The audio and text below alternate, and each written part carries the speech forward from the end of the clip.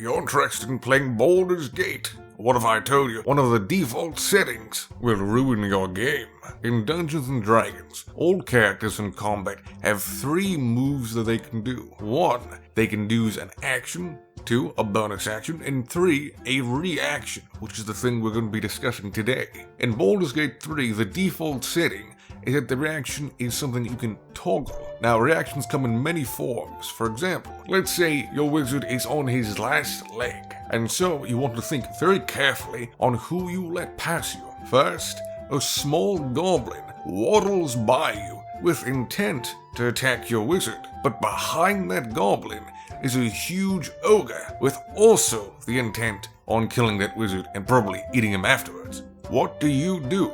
A smart fighter might save his reaction in order to deter the ogre from attacking his fragile wizard. So while he might let the goblin run on by past him, the goblin would be much less of a threat to the wizard. How it is with the current toggle system, that is the default setting in Baldurs Gate 3, is you don't have a choice in this matter. Once a little small goblin runs on by you, you are forced to attack him. This directly removes player choice in all aspects. And in this scenario, while the goblin might be killed or even just stopped by the fighter would then have to go ahead and watch as the ogre waddles on past him and kills his wizard. Now, this is not just an issue for fighters in any martial class. This also applies to any spellcaster class. Let's take the wizard, for example. Instead of, say, a goblin with a dagger and an ogre with a large stick, we have a small goblin with a short bow and a huge ogre with a heavy crossbow with enchanted runes on it that inflame any bolt placed into it.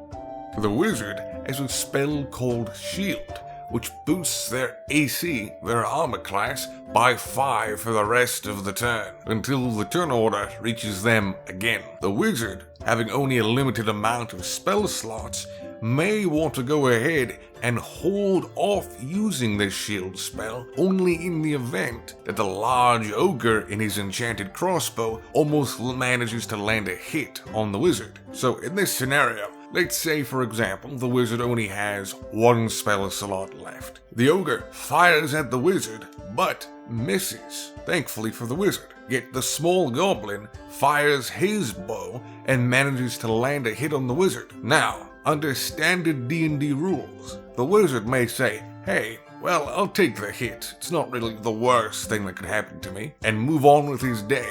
And then, once the ogre gets to fire again on his next turn, he might hit the wizard, at which point the wizard can cast his shield spell as a reaction and prevent the damage from the bolt, as the shield spell would basically make it missing.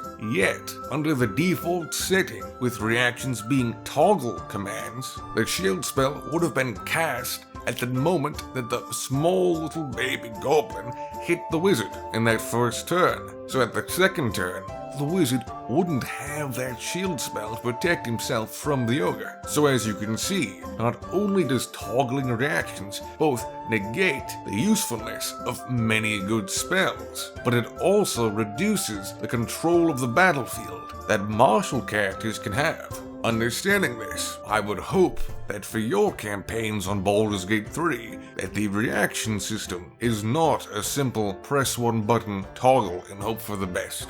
If you found this video informative or useful in any way, please do support all the spare time I put into this by liking the video and subscribing to my channel.